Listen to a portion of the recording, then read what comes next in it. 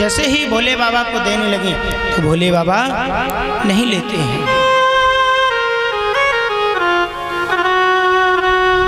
भोले बाबा तो सिर्फ कन्हैया के दर्शन करने के लिए आए हैं। तो भोले बाबा क्या कहते हैं, मैया तेरे द्वारे यशोदा तेरे द्वारे एक बाला जोगी आया। अंग विभूषित गले मुंड माला शेष नांग लिपटायो। बाको तिलक चंद्रमा गदगद अलख जगायो। भोले बाबा के गले में शेष नांग है, चंद्रमा का प्रकाश भी हो रहा है, गंगा मैया भी है। मैया ने कहा कि तुम्हारे गले में सर्प है और ये मणि है, ये चमक रही है, कैसे मैं तुमको लाला के दर्शन करा दूंगी, डर जाएगा मेरा लाला। आज मैया लौटती हैं, जैसे ही अंदर को लौटती हैं तो कन्हैया रोते हैं और रोते हैं। आज भोले बाबा ने हट लगा दी कि मैया मैं तुम्हारे द्वार से तभी जाऊंगा तब लाला के दर्शन होंगे।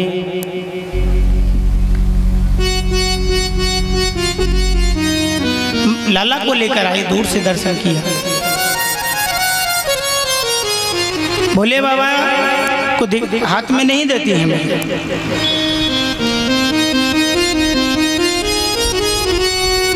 भोले बाबा सोच रहे हैं कि कन्हैया हमारी गोदी में आए, कन्हैया का हम चुम्बन करेंगे, दर्शन करेंगे, लेकिन यहाँ कन्हैया को नहीं देती और मैया लेकर चले जाते हैं।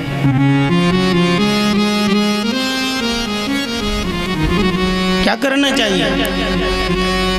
आज कन्हैया जब रो रहे हैं, मैया ने श्रृंगार भी कर दिया, लेकिन कन्हैया चुप नहीं होते हैं। तो एक गोपी कहती है, अरे मैया हमको तो ऐसा लग रहा है कि वही बाबा की नजर लग गई।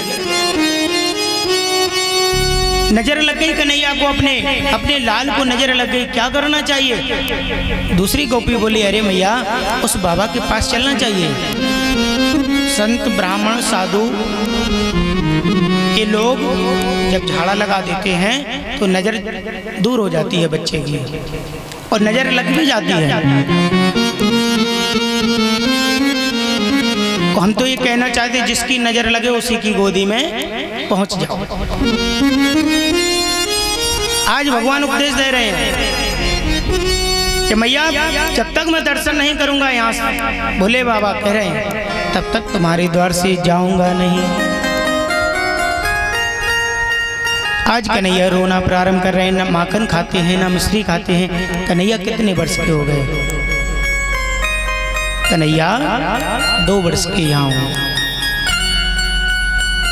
आज कन्हैया कुछ नहीं खाते हैं और रुदन करते हैं, मैया लालन पोषण करती हैं, लेकिन चुप नहीं होते हैं। यदि कोई लाल ज्यादा रोता है, उसकी माँ की गोदी में रख दो उसको, तो चुप हो जाता है। भाई फिर भी चुप नहीं होते, सिर्फ भोले बाबा से दृष्टि लगाएं कन्हैया और कन्हैया से भोले बाबा, दोनों का चिंतन चल रहा है। और कन्हैया रो रहे हैं। जैसे गोपी माखन लेकर जाती है कन्हैया के पास सखी, लेकिन कन्हैया कुछ नहीं खाती है। मैया ने भी माखन मिश्री दिया कन्हैया को, तब भी नहीं खाया। स्तनपान कराती है तो भी स्तनपान नहीं किया। तो दूसरी गोपी कहती है, क्या कहती है? हो काउसी ने मार दियो रीटोना, हो काउसी ने मार दियो रीटोना, मेरो मछलो श्याम सलोना। काउसी ने मार दियो रीटोना, मेरो मछलो श्याम सलोना। तालियों के साथ काउसी ने मार दियो रीटोना, मेरो मछलो श्याम सलोना। काउसी ने मार दियो रीटोना, मेरो मछलो श्याम सलोना।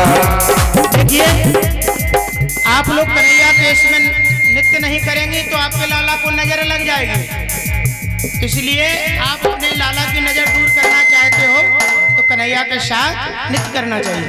काउसी ने मार दियो रीटोना, मेरो मछलो श्याम सलोना। काउसी ने मार दियो रीटोना, मेरो मछलो श्याम सलोना।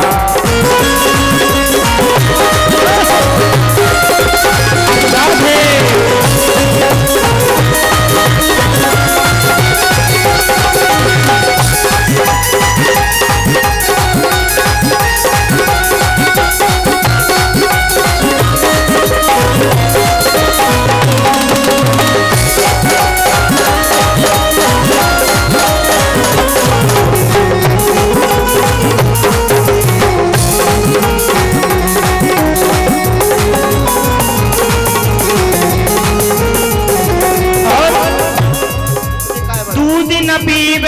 दही न खावे, दूध न पीवे दही न खावे, दूध न पीवे लाला दही न खावे, दूध न पीवे लाला दही न खावे, दूध न पीवे लाला दही न खावे, दूध न पीवे लाला दही न खावे। रख दो कछु उठौना काउसिन जहो काउसिन काउसिन मार दियो रे टोना, मेरो मचलो श्याम सलोना, काउसिन मार दियो रे टोना, मेरो मचलो श्याम सलोना।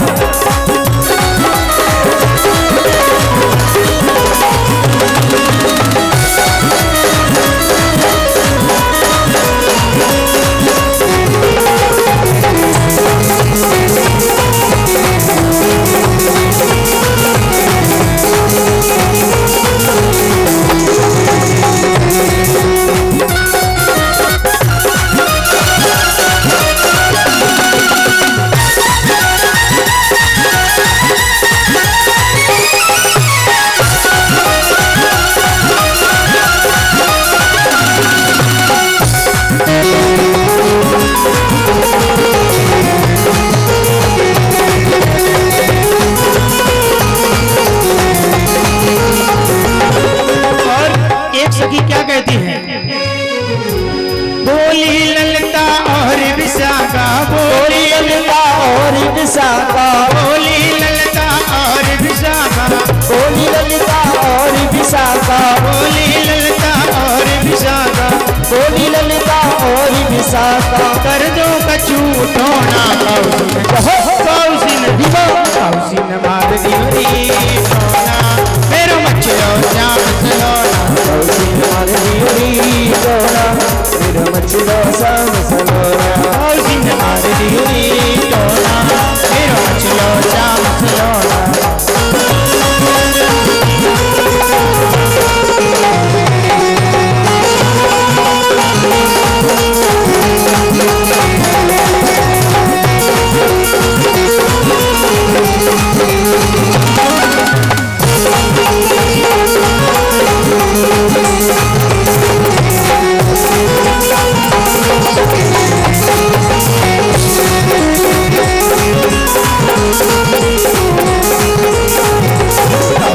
मार दियो रे टोना, मेरो मचलो श्याम सलोना, काउसिन मार दियो रे टोना, मेरो मचलो श्याम सलोना, मेरो मचलो श्याम सलोना, मेरो मचलो श्याम सलोना, मेरो मचलो श्याम सलोना, मेरो मचलो श्याम सलोना। आज भोले बाबा की नजर लग जाती है। देखो कन्हैया रोने लगते हैं और जब मैया आती हैं तो कन्हैया को लेकर आती हैं, भोले बाबा का प्रदर्शन कराती हैं, तो भोले बाबा आशीर्वाद देते हैं। तो कन्हैया जैसे महल में पहुंचते हैं फिर रोने लगते हैं। तो मैया फिर वापस आई तो भोले बाबा कहने लगे, हे मैया, तुम्हारे जहाँ लाल के दर्शन होते हैं वहाँ मेरा मंदिर बनवा दीजिए और तुम्हारे लाल को कभी नजर नहीं लगेगी। एक नाम उसी दिन से भोले बाबा का नंदेश्वर महादेव भी पड़ गया। भोले बाबा का नंदेश्वर महादेव नाम क्यों पड़ा? क्योंकि नंद भवन में भोले बाबा का मंदिर बन गया। बोलिए शंकर भगवान की जय। आज भोले बाबा वहाँ पर रहते हैं। जब उस भवन में सब गोपियाँ एकत्रित बैठी हैं, उसी समय में देखिए नंद बाबा जी ने अपने पुरोहितों को बुलाया। गर्गाचार्य जी महाराज जो यदुवंशियों के गुरु हैं उनको बुलाया और कहा कि मेरे पुत्र का नामकरण संस्कार करिए। गर्गाचार्य जी महाराज ने कन्हैया का नामकरण संस्कार किया। बलराम जी का नामकरण संस्कार गर्गाचार्य जी महाराज ने कहा कि बल में बहुत बलशाली रहेंगे, इनका नाम एक बलदाऊ भी रहेगा, एक हलहल भैया भी रहेगा।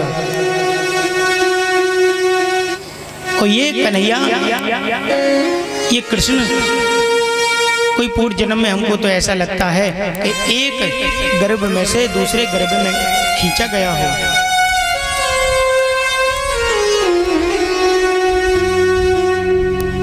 आज भगवान का नाम गर्गाचार्य जी महाराज ने रखा, कृष्ण रख दिया। और कन्हैया जब गर्गाचार्य जी महाराज के सामने मैया लेकर आई बैठी हुई हैं, तो गर्गाचार्य जी महाराज ने देखा कि हमको तो ऐसे लगता है ये भगवान है। बार बार शंका पैदा होने लगी अपने हृदय में, तो शंका का समाधान होना चाहिए। तो भगवान ने जैसे ही भगवान ने मुख को वासी ली, तो गर्गाचार्य जी महाराज को ब्रह्मांड दिखने लगा। ब्रह्मांड दिखने लगा, अरे इसमें तो पूरा विश्व दिख रहा है, पूरे तीर्थ दिख रहे हैं। गर्गाचार्य जी महाराज ने प्रणाम किया और प्रणाम करके भोजन प्रसादी पाई और भोजन प्रसादी पाकर अपने घर को गए। उसी बीच में देखिए कन्हैया और बड़े होते हैं। जब कन्हैया बड़े होते हैं तो मैया ने श्रृंगार करके कन्हैया को पाले में लेटा दिया। और यहाँ कंस घबरा रहा है। कंस घबरा रहा है कि मेरा काल तो गोकुल में है और पूतना मौसी का वध कर दिया, इतनी बलशाली है, क्या करना चाहिए। आज कन्हैया गाड़ी के नीचे पलने में लेटे हैं और उसी गाड़ी के नीचे जब कन्हैया लेटे हैं, माखन मिश्री एक पात्र में रखा हुआ है, तो कन्हैया माखन मिश्री खा रहे हैं। भाई एक दैत्य और आता है कंस का। भाई दैत्य कौन है? शक्टासुर। शक्टासुर आता है और उसने सोचा कि मैया काम काज में लगी है, कन्हैया का मैं इसी गाड़ी के नीचे वध कर दूंगा। वह उसने इतना विकराल रूप बनाया और विकराल रूप लेकर आकाश से आ रहा था। कन्हैया ने देखा कि आप भी आ रहे हो, मौसी भी आई थी मारने के लिए, आप भी आ जाइए मामा जी।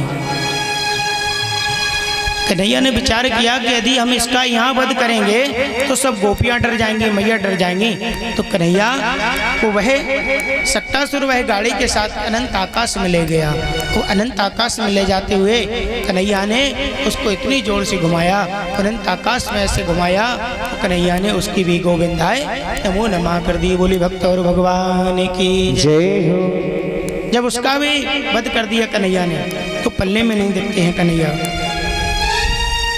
आकाश में गाड़ी जा रही है। कन्हैया ने उसका भी जब वध किया तो कंस और घबराने लगा, क्या करना चाहिए। आज कन्हैया मैया की गोदी में वापस आए लौटकर, और जब मैया ने माखन मिश्री खिलाना प्रारंभ किया तो कन्हैया कुछ करवट लेने के लिए, जब करवट लेते हैं तो भगवान की ही कृपा होती है। भगवान कन्हैया ने जैसे ही करवट लिया तो मैया प्रसन्न हो गई कि आज हमारे लाला ने करवट लिया है। तो करवट का बलुआ पूरे मोहल्ले में लगवा दिया। सभी गोपियां करवट के बलुआ में आई हैं और मंगल गीत गाने लगी हैं। जब मंगल गीत गा रहे थे, कन्हैया उस पालने में से कूद गए। उस पालने में से कन्हैया कूदे तो अपने आंगन में घुटनों के भर चलने लगे। और घुटनों के भर चलते चलते कन्हैया कहाँ पहुँच गए? जहाँ नंद बाबा की गायें बनती थी, उन गायों के बीच में कन्हैया पहुँच जाते हैं। और कन्हैया के मुख से माटी लगी है। कन्हैया ने माटी का भोग लगाया। कन्हैया ने माटी क्यों खाई है? कन्हैया ने रज का भी भोग लगाया है। कन्हैया ने इसलिए माटी का भोग लगाया है कि आगे चल के जो छोटे छोटे जीव जंतु होते हैं वो मिट्टी में रहते हैं, तो मेरा प्रसाद उनको नहीं मिल पाएगा। बड़े बड़े लोग जाएंगे वृंदावन में, जब जाएंगे तो बड़े बड़े लोग प्रसाद लगाएंगे, 500 रुपये की मिठाई हो जाएगी, 1000 रुपया किलो मिठाई हो जाएगी, तो बड़े बड़े लोग तो प्रसाद पा लेंगे, लेकिन ये जीव जंतु हैं, ये प्रसाद मेरा नहीं पा पाएंगे। तो भगवान ने एक रज को अपने हृदय में रखा, रज का भी पान किया कन्हैया ने। और जैसे ही मैया ने देखा कन्हैया कहाँ गया, तो मैया लेकर आई तो कन्हैया के मुख से माटी लगी है। और कन्हैया को मैया मारने लगी, अरे कन्हैया तेरे मुख में माटी लगी है, तूने रज को खाया है। और कन्हैया बोलते हैं, कन्हैया कितने वर्ष के हो गए? 6 वर्ष के कन्हैया हो गए। जब कन्हैया 6 वर्ष के हुए हैं तो मैया से कहते हैं, मैया मैंने माटी नहीं खाई। तो यहाँ सुखदेव जी महाराज कह रहे हैं कि कन्हैया ने रज का पान किया है। तो कन्हैया क्या कहते हैं, मैया मोरी मैं नहीं माखन खायो। रज को माखन बता रहे हैं, माटी नहीं खाई, माखन। मैया मोरी मैं नहीं माटी खाई, कहते मैया मैंने ही माटी खाई। देखो कन्हैया उपदेश भी दे रहे। और जैसे कन्हैया ने मुख को खोला और मुख को जैसे मैया ने देखा तो मैया को ब्रह्मांड दिख गया, पूरा विश्व दिख गया और मैया धड़ाम से गिर गई। अरे इसके मुख में तो पूरा तीर्थ दिख रहा है, पूरा संसार दिख रहा है, पृथ्वी दिख रही है। आज कन्हैया ने मुख को बंद किया और मैया के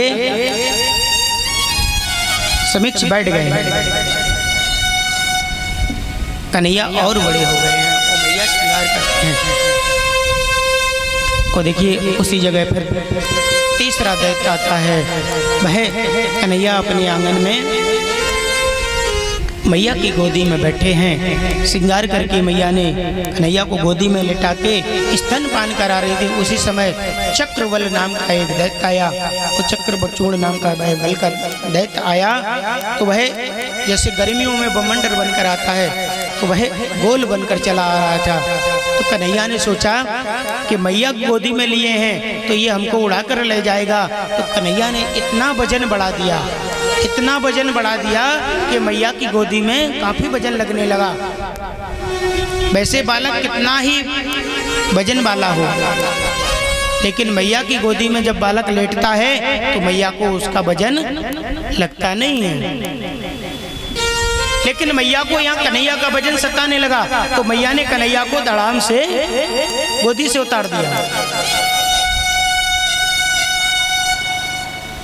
गोदी से क्यों उतारा कन्हैया को? कि कन्हैया को गोदी से इसलिए उतार दिया, कन्हैया ने अपना वजन बढ़ाया कि मैया हमारे साथ अनंत आकाश में उड़ जाएंगे।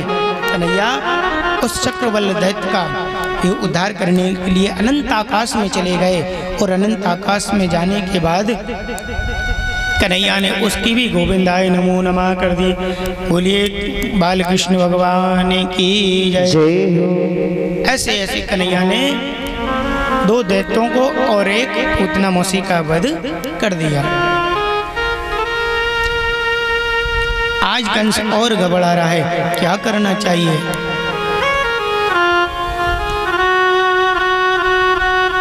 आज तो जब कन्हैया छोटे हुए हैं तो कन्हैया रोटते हैं। मैया ने कन्हैया को फिर झाड़ा लगाकर नहला धुलाकर कन्हैया को अपने पास में बिठा लिया। कन्हैया तैयार नहीं होते हैं मैया से। कन्हैया इधर उधर भागते हैं, मैया पकड़ती हैं। जब मैया पकड़ती हैं तो कन्हैया दौड़ लगा देते हैं। धन्य है वो जगत का स्वामी जो नंद भवन के द्वार पर पहुंचा है, और धन्य है वो यशोदा मैया कि जिनकी गोदी में जगत का स्वामी खेल रहा है।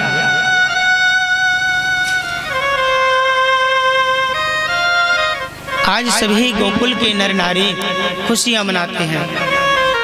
कन्हैया थोड़े बड़े होते हैं। जब कन्हैया बड़े हुए तो कन्हैया अपने ग्वाल वालों को साथ में लेकर बाल लीलाएं करने लगे। ब्रिजे वसंतम नवनीत चोरम गोपांगनाना दुखोर चोरम। ब्रिजे वसंतम नवनीत चोरम गोपांगनाना दुखोर चोरम। सभी ग्वाल वालों को बुला लिया। आज कन्हैया ने अपनी छोटी सी टोली बनाई और उस टोली को ग्वाल वालों को एकत्रित किया और ग्वाल वालों को ले जाकर एक दूसरे के घर में चोरी करने लगे। जब कन्हैया चोरी करने लगे माखन मिश्री की, कन्हैया जब जाते हैं तो गोपियां आदि माखन रख देती हैं, तो कन्हैया उस माखन को चुराकर खुद खाते हैं और बंदरों को खिलाते हैं। कन्हैया का ये जो चरित्र और कन्हैया की कथा सुन रहे हैं, ये कृपा किसकी है? सब भगवान की कृपा है कि हम और आप यहाँ बैठे हैं। कन्हैया की कृपा से ये कथाएं सुनते हैं। कहीं हम और आप यदि कहीं बहरे होते कानों से तो भगवान का चरित्र सुन पाते हैं? नहीं सुन पाते ना। गोस्वामी तुलसीदास जी महाराज रामचरितमानस में लिख रहे हैं, क्या लिख रहे हैं? जिन हरि कथा सुनी नहीं कान्हा, जिन हरि कथा सुनी नहीं कान्हा, जिन हरि कथा सुनी नहीं कान्हा, जिन हरि कथा सुनी नहीं कान्हा, श्रीवण रंग यही भवन समाना, बन रंग यही भवन समाना। जय रघुनंदन जय सिया राम, जय रघुनंदन जय सिया राम, जय रघुनंदन जय सिया राम, जय रघुनंदन जय सिया राम। जानकी वल्लभ राजा राम, जानकी वल्लभ राजा राम, जानकी वल्लभ राजा राम, जानकी वल्लभ राजा राम। आज देखिए गोस्वामी तुलसीदास जी महाराज कह रहे हैं, इन कानों से जिसने भगवान का चरित्र सुना है वह कान धन्य है, वह शरीर धन्य है, वह शरीर पवित्र है। और इन कानों ने यदि भगवान का चरित्र नहीं सुना है, भगवान का गुणों का गान नहीं सुना है, तो वह कान कैसे हैं? जिन हरि कथा सुनी नहीं काना, श्रवण रंग यह भवन समाना। श्रवण माने होता है जैसे सर्प के बिल होते हैं, जैसे सर्प अपने बिल में घुस जाता है, इसी प्रकार यदि जिन लोगों ने कथा नहीं सुनी भगवान की, तो ये कान के छिद्र कैसे हैं? सर्प के बिल के समान हैं।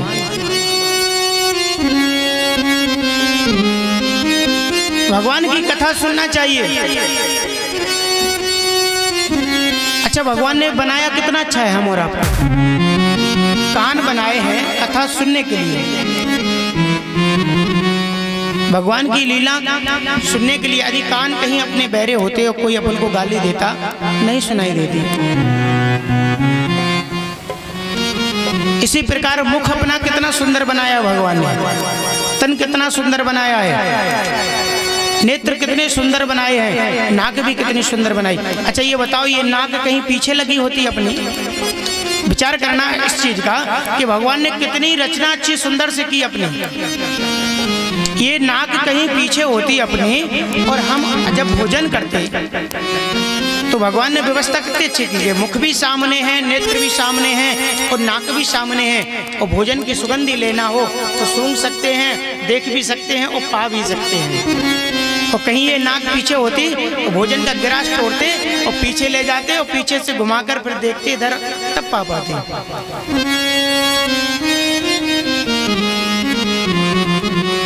और भगवान ने कान इसलिए भी बनाया। अच्छा ये बताओ, इतने बड़े कान काहे लगाए भगवान ने? छोटे भी लगा सकते थे कि नहीं लगा सकते थे भगवान? अपन को तो सुनना था नहीं, लेकिन भगवान ने व्यवस्था की कि कहीं कलयुग में मनुष्य अंधा भी हो जाएगा, क्योंकि अंधा भी होगा, नेत्र कमजोर हो जाएंगे, तो वो चश्मा बनवा लेगा। चश्मा बनवा लेगा तो चश्मा कानों पर और नाक पर डट जाएगा। डट जाता है ना चश्मा। तो भगवान ने कितना अच्छा सुंदर रूप दिया है, कितना सब कुछ दिया है। तो भगवान की कथा सुनना चाहिए, भगवान का चरित्र सुनना चाहिए, भगवान के गुणों का गान सुनना चाहिए। लेकिन भगवान का कोई भजन नहीं करता है। आप जब भोजन बनाते हो तो भगवान का भजन करते रहो, उसमें कितना स्वाद आ जाएगा। लेकिन भोजन बनाते समय भगवान का कोई भजन नहीं बजा सकता है। मोबाइल में हम तो बहुत जगह जा रहे हैं, मोबाइल में फिल्मी दुनिया के गाना लगा देते हैं, चल रहे हैं, वो भोजन बन रहा है। अच्छा, उस भोजन में स्वाद आ जाएगा? आप कल भोजन बनाना और राधे राधे कहना या जय श्री राम गाना या कन्हैया का नाम उच्चारण करते रहना कि नंद के आनंद भयो जय कन्हैया लाल की। उस भोजन में आप देखना फिर कितना स्वाद आएगा। और वही भोजन भगवान को अर्पण करके और फिर आप आओ, उसमें और स्वाद बढ़ जाएगा।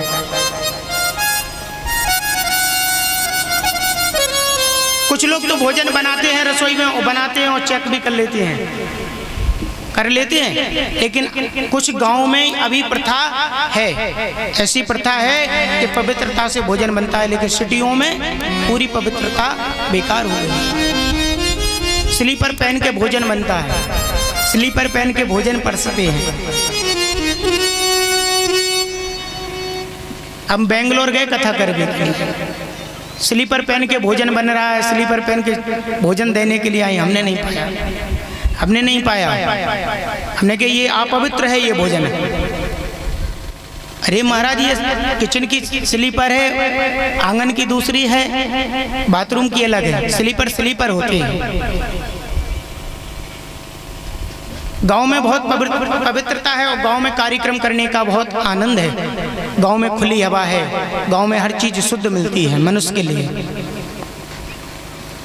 आज यहाँ कन्हैया क्या कर रहे हैं? कन्हैया जब बड़े हुए हैं तो कन्हैया माखन चोरी लीला करते हैं। सब बालों को लेकर जाते हैं, एक दूसरे के घर में जाते हैं और माखन को चुराते हैं, और माखन को चुराकर खुद खाते हैं और ग्वालों को खिलाते हैं।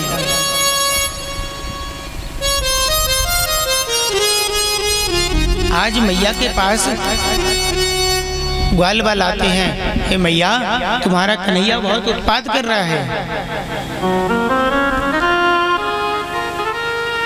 ग्वाल वाल भी मैया के पास आते हैं तो मैया कन्हैया को डांटती हैं, कन्हैया तुमने चोरी करी है। तो कन्हैया मैया से कहते हैं, मैया मैं चोरी नहीं करता हूँ। हे मैया मैं चोरी नहीं करता हूँ, सत्य बोल रहा हूँ। मैया कहती है, हमारे यहाँ तो बहुत माखन होता है और बहुत दूध होता है, बहुत माखन मिश्री है, हमारा लाल तुम्हारे यहाँ चोरी क्यों करेगा? क्या करना चाहिए कन्हैया को?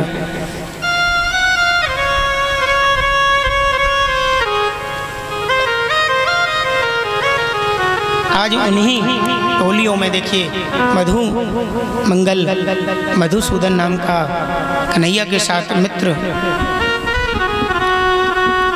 जब गोपियां माखन निकालती थी मथनी में से तो कन्हैया पीछे आकर गोपियों को डरवा देते थे। कन्हैया गोपियों को डरवाते थे कि इनका माखन फैल जाए। आज कन्हैया मैया के पास फिर आए हैं और मैया ने कन्हैया को डांटा और श्रृंगार किया। कन्हैया का श्रृंगार मैया ने बड़े भाव से किया। कन्हैया कैसे लगने, गोल मटोल लगने लगे कन्हैया, क्योंकि माखन मिश्री खाने वाला व्यक्ति तो गोल मटोल होता है। आज कन्हैया बहुत सुंदर लगने लगे। कन्हैया के नेत्रों में काजर लगा दिया, मुकुट लगा दिया।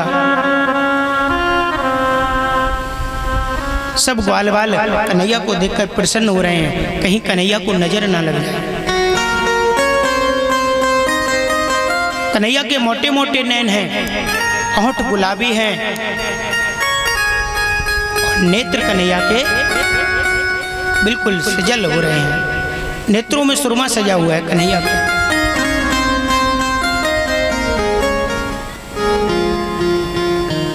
जब नेत्रों में कन्हैया ने सुरमा सजाया तो मैया देखती है कन्हैया कितना सुंदर लग रहा है। कन्हैया सज धज कर भी सब ग्वालों को लेकर पहुंचे। कहाँ पहुंचे? कन्हैया अपने एक मित्र के पास। वह मित्र कौन है? मधुमंगल नाम का मित्र है। और मधुमंगल नाम का मित्र बहुत गरीब था। मधुमंगल नाम का सखा बहुत गरीब है।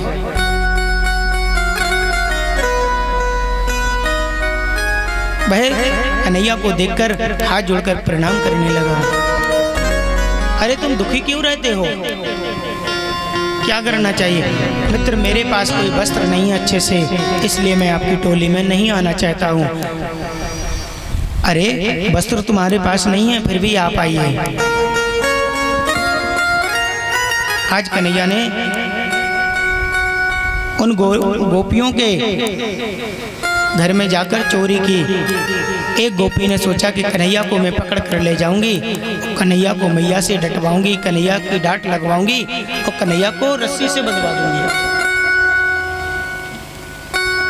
आज कन्हैया ने चोरी की मैया की गोपी के यहाँ और गोपी पकड़ कर लाई।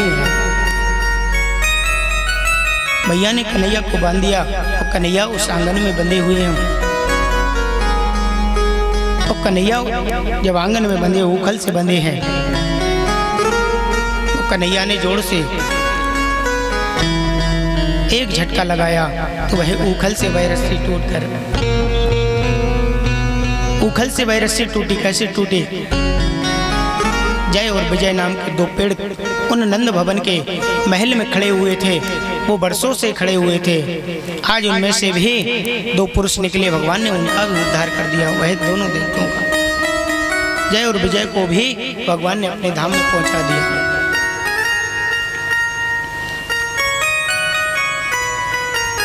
आज कन्हैया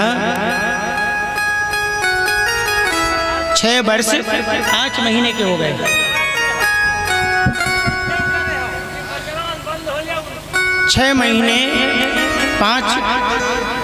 6 वर्ष 5 महीने के कन्हैया हो गए हैं। उन कन्हैयाओं को चरणों में कोटि कोटि प्रणाम करते हैं, नमन करते हैं। बढ़ा दो, थोड़ा सा बढ़ा दो। आज कन्हैया इन सांडों की आवाज़ बढ़ा दो से पहुंच जाएगी। ये बॉक्सों की आवाज़ बढ़ा दो, थोड़ी सी बढ़ा दो से पहुंच जाएगी। आज कन्हैया मैया तैयार कर रही हैं और कन्हैया गोपियों के घर से लौट आ रही हैं। और कन्हैया बड़े हुए हैं तो कन्हैया गायों को चराने लगे। एक गोपी के घर में गए। कन्हैया ने सीके पर माखन को देखा है। और कन्हैया ने जब माखन को देखा है कन्हैया ने सोचा गोपी बहुत चालाक है, देखो माखन कहाँ टांग दिया कि कन्हैया पहुंच ना सके। लेकिन कन्हैया सब जानते हैं, कन्हैया लीलाधर हैं। कन्हैया अपनी लीलाओं का वर्णन सबको बता रहे हैं। कन्हैया ने अपनी टोली ले जाकर पहुंचे हैं तो गोपी ने कहा मेन गेट का ताला डाल दिया। जब मेन गेट का ताला डाला हुआ है तो कन्हैया एक खिड़की से निकल कर जाते हैं। जब खिड़की से निकलकर कन्हैया जाते हैं और देखते हैं कि माखन टंगा हुआ है तो कन्हैया ने माखन को निकालने का प्रयास किया, खिड़की में से कूद गए हैं। उसी माखन के नीचे देखिए जो छींका होता है उसके नीचे उसके गोपी के ससुर लेटे हुए हैं। ग्वाल वाल भी उस कमरे में प्रवेश कर गए, उस भवन में प्रवेश कर गए। गेट को खोला और गेट को खोलने के बाद कन्हैया से बोले, हे कन्हैया ये माखन बहुत ऊंचा टंगा हुआ है। तो कन्हैया ने एक दूसरे की टोली बनाकर और कन्हैया चढ़ गए हैं। लेकिन उस माखन के ऊपर थाली रखी है, उसमें जल भरा हुआ है और नीचे गोपी के ससुर साहब लेटे हुए हैं। लेकिन कन्हैया बहुत चालाक है। कन्हैया ने जैसे ही अपना नेत्र उसके आंगन में को घुमाया और आंगन में चूल्हा पड़ा था, उस चूल्हे के राख को कन्हैया ने उस थाली में डाल दिया तो पानी सेट हो गया और माखन निकालने के बाद सबको खिलाया। सबको माखन खिलाया और कन्हैया ने जैसे खाने का प्रयास किया तो सामने मंदिर बना हुआ था।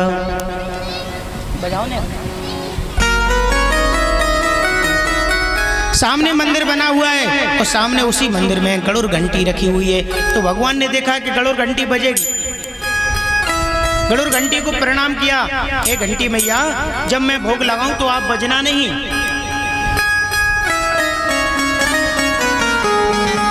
सब लोगों ने माखन खाया, गरुड़ घंटी नहीं बजी। और जैसे कन्हैया ने माखन का भोग लगाया और गरुड़ घंटी बजी, और गरुड़ घंटी बजी तो ससुर साहब जग गए।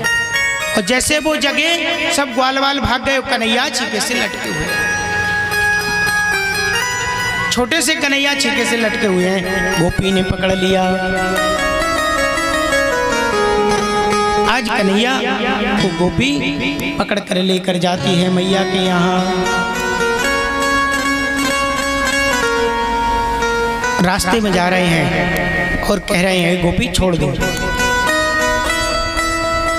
गोपी सो कह रहे आंसू बहा रहे, अब ना करूं चोरी मानो सही, शररररररर पी गौ दही, शररररररर सररररररर पी गौ दही, शरररररर पी गौ दही, सररररररर पी गौ दही।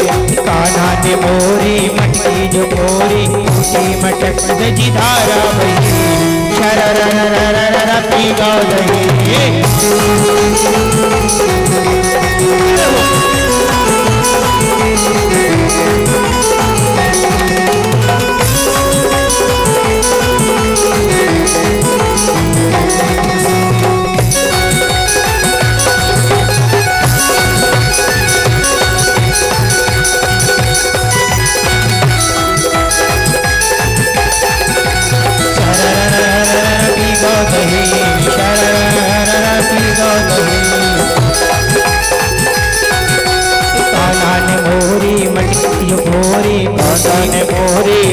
जो भोरी मटक दजी धारा बही, शरररररर पी गौ दही, सरररररर पी गौ दही।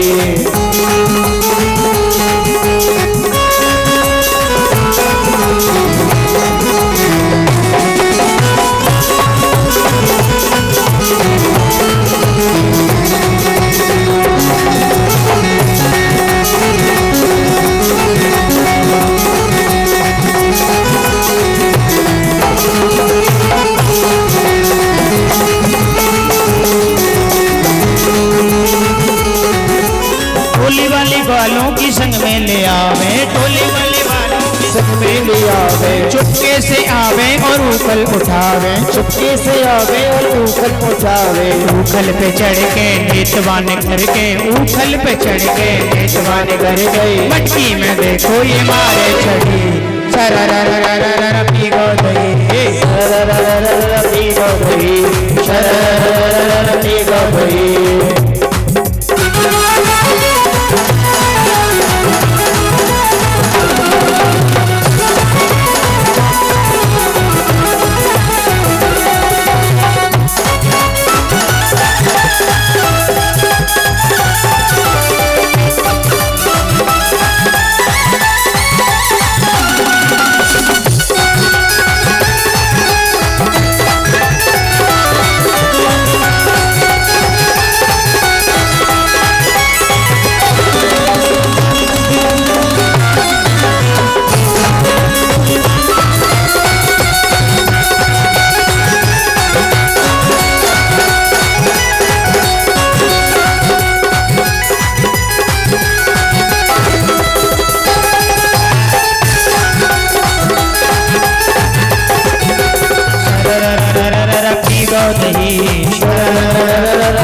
दही, शरररररर पी गौ दही, सरररररर पी गौ दही।